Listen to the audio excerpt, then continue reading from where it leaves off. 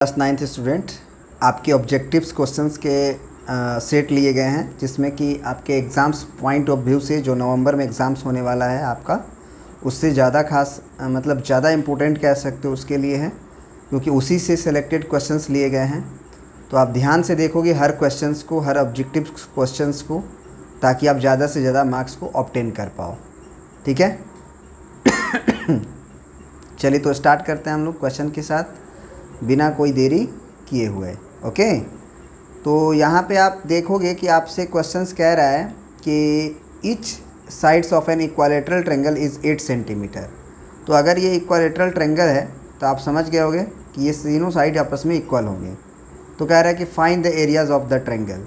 तो अगर आपको एरियाज़ ऑफ ट्रायंगल का फार्मूला मालूम है हीरोन्स ये इक्वालेटरल ट्रायंगल का, तो आपको अच्छी तरह से मालूम होगा कि √3/4 इंटू साइड का स्क्वायर होता है एरिया का फार्मूला। तो ये √3/4 हो गया और साइड आपका 8 है, तो ये 8 इंटू 8 लिख सकते हैं क्योंकि 8 का स्क्वायर हो जाएगा। तो ये 4 2 जा 8 हो गया, यानी कि 8 2 जा 16, तो 16√2 सेंटीमीटर स्क्वायर, यानी कि ऑप्शन नंबर आपका बी इज़ करेक्ट, 16√2। ठीक है, अब आते हैं नेक्स्ट क्वेश्चन पे। इस क्वेश्चंस में आपको दिया है the base of isosceles triangle, base of isosceles triangle is 8 centimetre. ठीक है, and each of equal side is 6 centimetre. तो यहाँ पे आपको देख रहा होगा कि यहाँ पे हम बेस को 8 सेंटीमीटर लिखे हैं और यहाँ पे जो इक्वल साइड है उसे हम लोग 6 सेंटीमीटर लिखे हैं। तो कह रहा है कि इसका एरिया निकालें, तो इसका एरिया भी हम लोग हीरोन्स फार्मूला से ही निकालेंगे। तो हीरोन्स फार्मूला में सबसे पहले हमको एस का ज़रूरत पड़ता है और एस हो जाता है हमारा a + b + c/2। तो 6 + 6 + 8/2, यानी कि 6 6 12 8 20/2, यानी कि 10 सेंटीमीटर।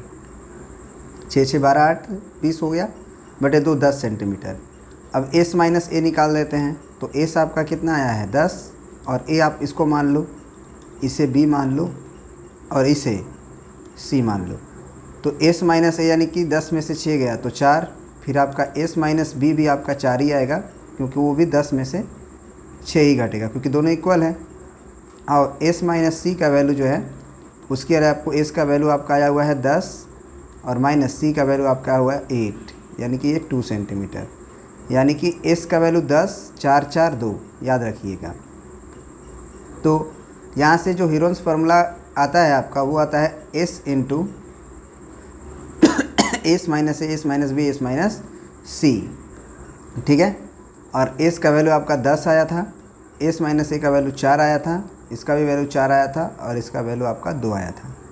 ठीक है, अपने संतुष्टि के लिए आप देख सकते हैं, देखिए 10 4 4 2, 10 4 4 2, इस पर लगा देना होगा आपको स्क्वायर रूट।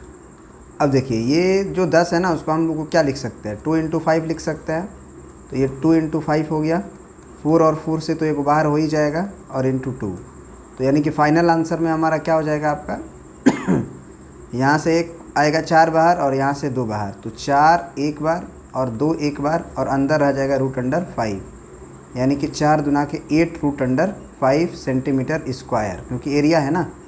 तो इस तरह से आपका option number B is correct, 8 √5 centimetre square. अब नेक्स्ट क्वेश्चन देखते हैं हम लोग।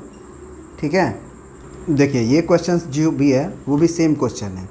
कह रहा है कि the base of isosceles triangle is 6 centimetre. तो ये आपका बेस 6 सेंटीमीटर लिख दिए। फिर कह रहा है कि each of the equal sides is 5 centimetre. तो जो बराबर बराबर साइड है उसे हम लोग 5 5 लिख दिए।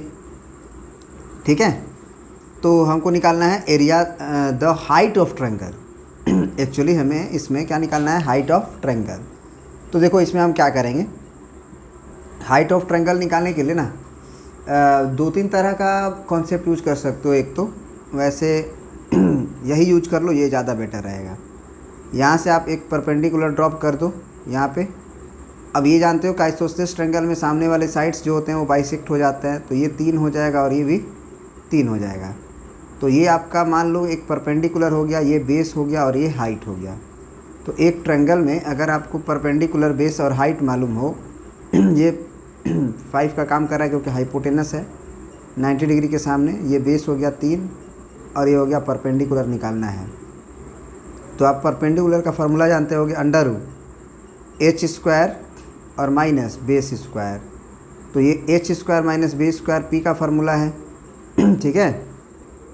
तो ये आप क्या कर सकते हो, निकाल सकते हो। पी बराबर कितना, अंडर रूट एच का मतलब क्या है 5 का स्क्वायर यानी कि 25 माइनस बी स्क्वायर मतलब बेस स्क्वायर यानी कि 3 3 या 9, तो बाहर हो जाएगा ये 16, तो बाहर आ जाएगा 4।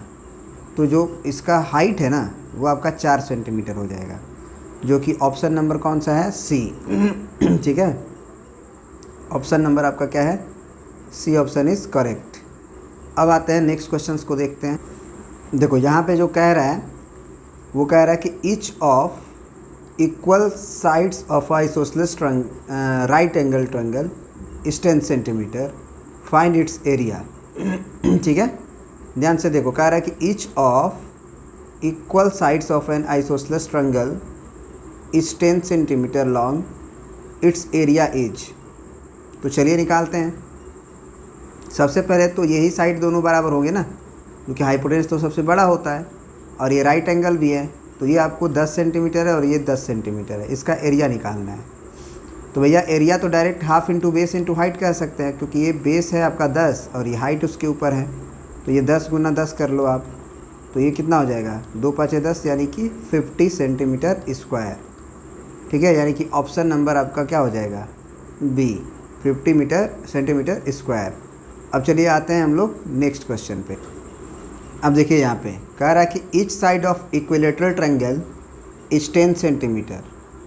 कह रहा है कि each side of equilateral triangle is 10 centimetre long, the height of the triangle. कोई दिक्कत नहीं है जी, हमको हाइट ऑफ ट्रायंगल निकालना है तो डायरेक्ट निकाल लेंगे।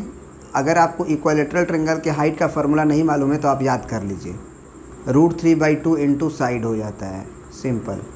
√3 इंटू साइड, √3/2 इंटू साइड, तो √3/2 हो गया और साइड लेंथ आपका 10 है, तो ये 2 से कट जाएगा 5 बार में, तो ये आंसर हो जाएगा 5√3, यानी कि option number B is correct.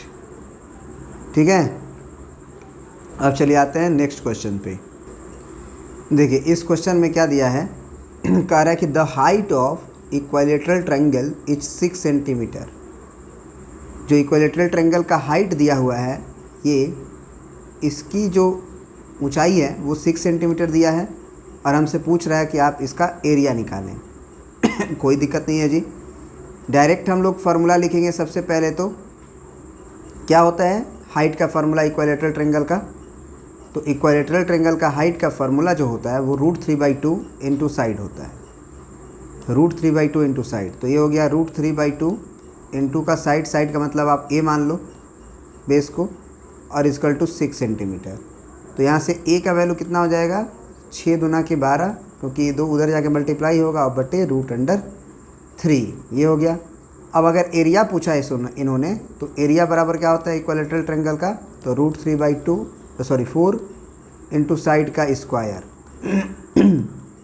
तो ये √3/4 हुआ और साइड आपका क्या हुआ 12√3, तो 12√3 का स्क्वायर होगा, एक्चुअली 12√3 का क्या होगा स्क्वायर होगा, तो यानी कि 12√3 2 बार मल्टीप्लाई करना होगा आपको, है ना। तो चलिए अब हम लोग फाइनली आंसर की तरफ बढ़ते हैं। तो अब देखिए हम क्या किए कि ये 4 से 12 को 3 बार में काट दिए, और ये √3 और √3 से एक 3 बाहर आएगा, है ना, क्योंकि 2 √3 है, तो ये 3 से ये 3 कट जाएगा, तो फाइनली 12 बचेगा और ये √3 बचेगा, यानी आंसर हो जाएगा 12√3 सेंटीमीटर स्क्वायर, यानी कि ऑप्शन नंबर आपका ए इज़ करेक्ट आंसर। ठीक है, option number A is correct answer. Okay, अब आते हैं नेक्स्ट क्वेश्चन पे हम लोग। अब देखिए इस क्वेश्चन में क्या कह रहा है आपको, कह रहा है कि the lengths of the 3 sides of a triangular field is 40 centimetre, 24 centimetre and 32 centimetre. तो यहाँ पे हम बना दिए हैं 40 सेंटीमीटर, 24 सेंटीमीटर, 32 सेंटीमीटर। कह रहा है कि find the areas of the triangle. तो एरियाज ऑफ ट्रायंगल के लिए हमको एस चाहिए क्योंकि हीरोन्स फार्मूला से ही बनेगा। तो सबसे पहले हम लोग क्या निकालेंगे, एस। तो एस क्या होता है हमारा, तो एस इज इक्वल टू होता है A plus B plus C by 2। तो आपका ये 32 प्लस 24 और प्लस 40 और बाई 2। तो चलिए जोड़ते हैं, है ना। आप जोड़ के कर लीजिएगा, वैसे हम करके लिख देते हैं, या चलो कर देते हैं। 4 2 6 हुआ, किनारे पे 6 ही होगा, और ये 3 2 5 और 5 4 9 हो गया, और डिवाइडेड बाई 2, यानी कि आपका 2 चौके 8 2 8 16 48। कितना हुआ, 48। तो एस का वैल्यू आप याद रखिएगा कि 48 आएगा। तो एस का वैल्यू आपका फाइनली क्या आया, 48। तो एस हो गया 48। अब आप क्या करिए कि एस माइनस ए निकाल लीजिए। तो एस माइनस ए क्या होगा, एस का वैल्यू 48 माइनस ए आप 40 माने हो, मान के चलो। इसे ए मान लो, इसे बी मान लो, और इसे सी मान लो। तो अगर 48 में से आप 40 घटाओगे तो आपका 8 बचेगा, ठीक है। अब एस माइनस बी पे आते हैं। तो एस आपका क्या था, 48 था, अब माइनस बी का वैल्यू आपका 24। तो 48 में से 24 घटाइएगा, कितना बचेगा आपका, तो वो बचेगा 24 दूना 48, तो 24 पूरा बचेगा। फिर आप आ जाइए एस माइनस सी की बारी। तो ये 48 और माइनस सी कितना है आपका 32। तो 16 दूना 32, 16 48, यानी कि ये 16 हो गया। तो अब याद रखिएगा कि एस का वैल्यू 48, 8 और 24 और 16, क्योंकि अब हम लगाएंगे हीरोन्स फार्मूला।